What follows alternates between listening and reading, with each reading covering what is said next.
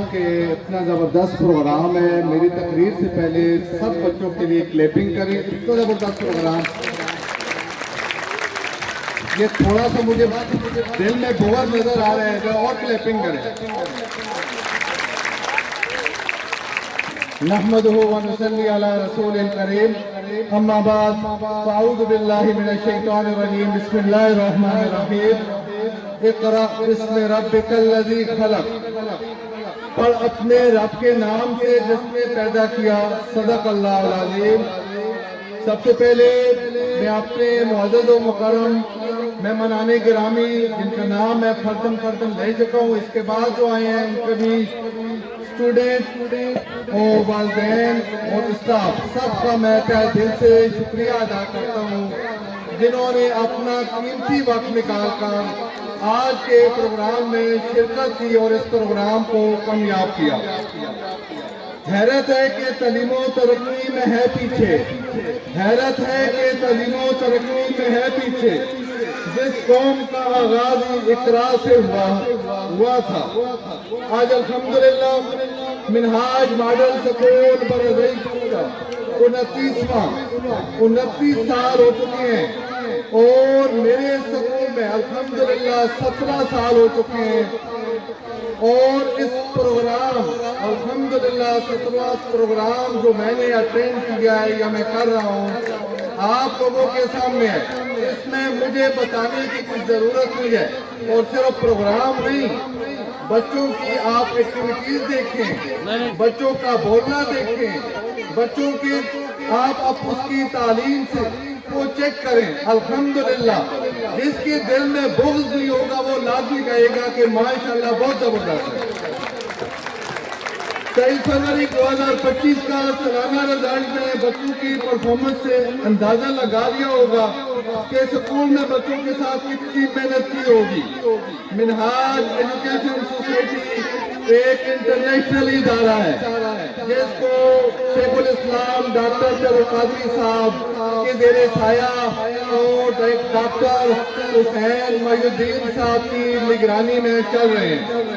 اس میں یہ ادارے کا بنیادی مقصد نہ نفع نہ نقصان کی بنیاد پر قائم کیے گئے تھے اور غریب، یتیم اور مستحق بچوں کے لیے اس کی بنیاد رکھی گئی تھی. یاد رکھیں 3 باتیں میں آپ کے سامنے شیئر کرنا چاہوں گا. یہ آپ کے بچوں کے لیے بہت ضروری ہے. بچے کی کامیابی میں 3 عوامل بہت اہم ہیں. اگر بچوں کو کامیاب کرنا ہے تو ان کی عوامل کے اوپر آپ نے عمل کرنا ہوگا. سب سے پہلے ماں کی گود ہے. پڑھی لکھی ماں ایک پڑھے لکھے معاشرے کو جنم دیتی ہے جو اس پرسکون دور کے اندر ان کے اوپر نظر رکھتی ہے کہ میرا بچہ آیا کوئی ایسی چیز میں ملوث تو نہیں ہے کہ جس سے اس کا تعلیمی حرج اور معاشرتی حرج پیدا ہو رہا ہے. آج ہم بچہ جب ہوتا ہے تو اس کے ہاتھ میں موبائل پکڑا دیتے ہیں، بیٹا آپ خوش ہو جائے. جب پاس ہوتا ہے تو اس کے ہاتھ میں موبائل دے دیتے ہیں.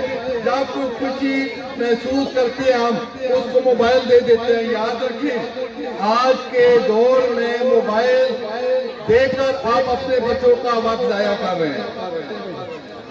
اس کے بعد ماں کے لیے وہ سب سے اہم چیز ہے وہ بچی کی تربیت اور اس کو یہ سمجھانا ہے.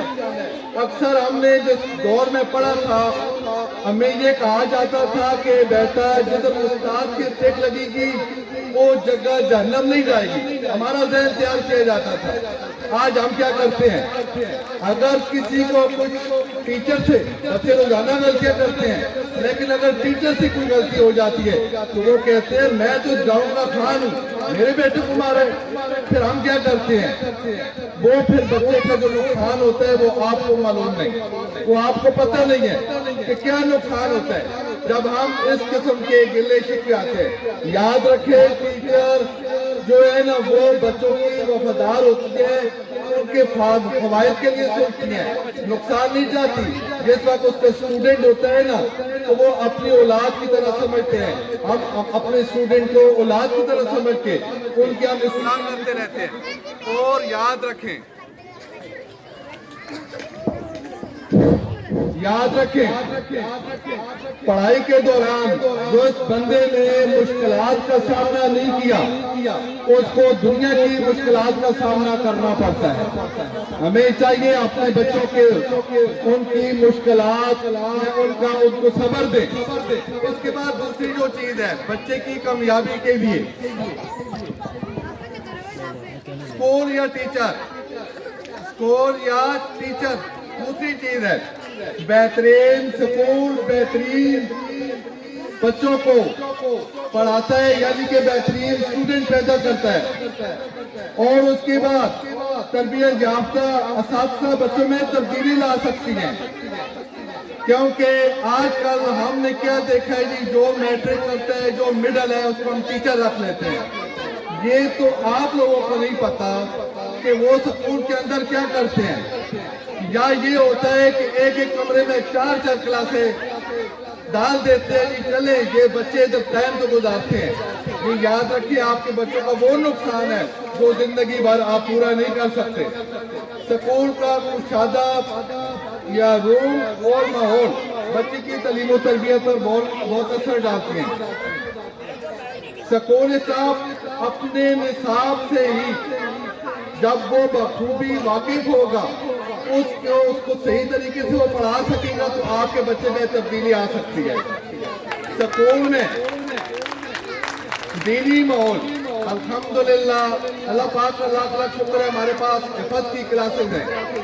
بچے حفظ کر رہے ہیں اور ترجمے کے ساتھ اسلامی سلیبس ہمارے پاس تیار ہے. کیونکہ یہ ایک منہاج ایجوکیشن سوسائٹی ایک آپ اس کو دینی اور دنیاوی دونوں لحاظ سے آپ اس کو مساوی یعنی کہ تعلیم کو یہ حیثیت دیتے ہیں. اور سکول کے اندر روزانہ کی تربیت آپ کے بچوں کی روزانہ کی تربیت آپ کے بچوں کو بہترین ایک اسٹوڈنٹ اور معاشرے کا فرد بنا سکتی ہے. اور سب سے اہم چیز سکول کا نظم و ضبط.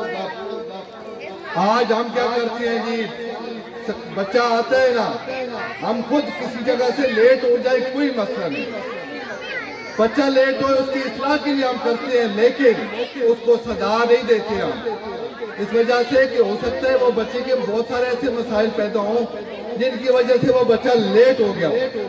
بہرحال آپ اپنے بچے کو یہ ضرور اس چیز کی پہچان کروائیں اور اصلاح کریں کہ ٹائم کے اوپر جو بچہ اسمبلی میں پہنچتا ہے وہ ہمیشہ بچہ سب سے آگے جاتا ہے.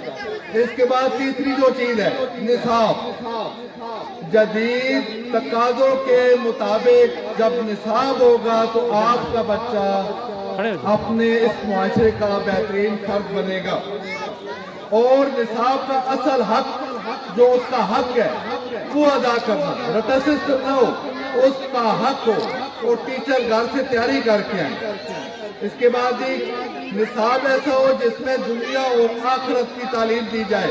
الحمدللہ ہم کہہ سکتے ہیں منہاج کا اپنا نصاب اپنے پیپر اپنے یعنی کہ تمام سسٹم اپنا ہے.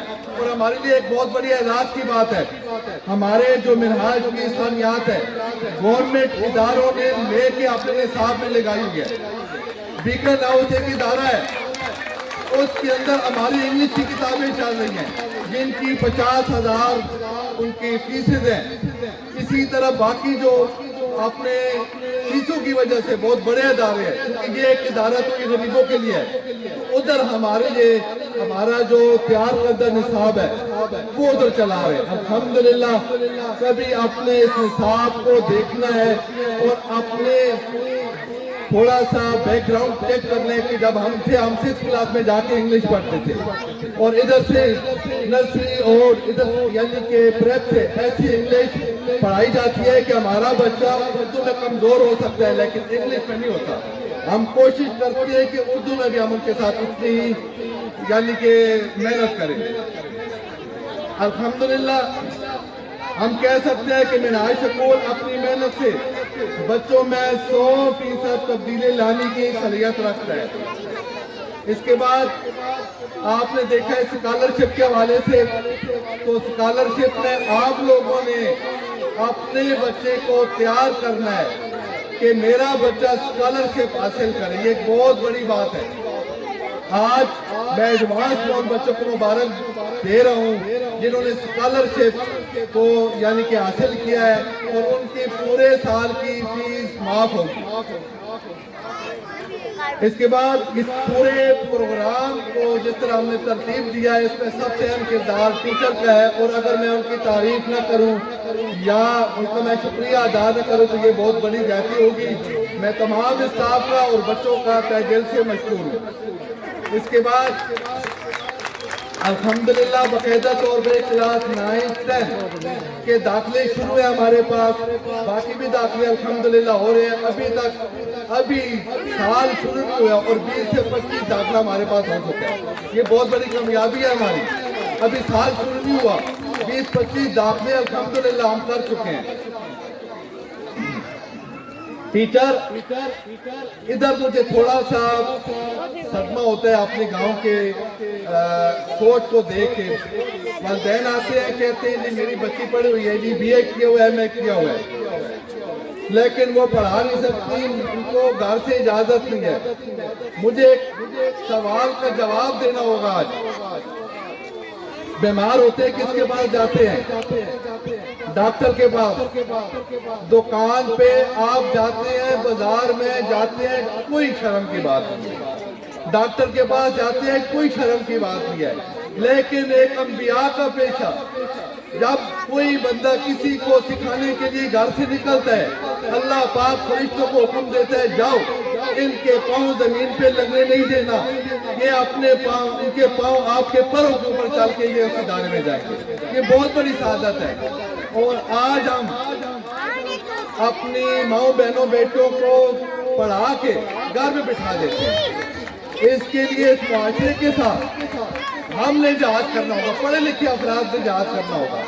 وہ پہلا دور چلا گیا ہے، باپردہ طریقے پہ آپ کو اسلام میں کسی قسم کی کوئی ممانعت نہیں ہے، آپ پڑھا سکتی ہیں، آپ اپنے پردے میں رہیں اور اپنا کام کریں۔ اور الحمدللہ ہم یہ کہہ سکتے ہیں ہمارے پاس اپنا سکول کا گاؤن ہوتا ہے جس کو وہ پہننا ٹیچر کے لیے ضروری ہوتا ہے۔ ابھی آخر میں چند گزارشات ہیں۔ ایک تو داخلے 15 مارچ تک بالکل فری ہیں۔ چھٹیاں جو بچوں کی ہوں گی بروز سوموار سے وہ تک 3 دن کی چھٹیاں ہیں۔ اس میں بچے زیادہ خوش ہوں گے کیونکہ ان کی ابھی کلیپنگ نہیں آئی۔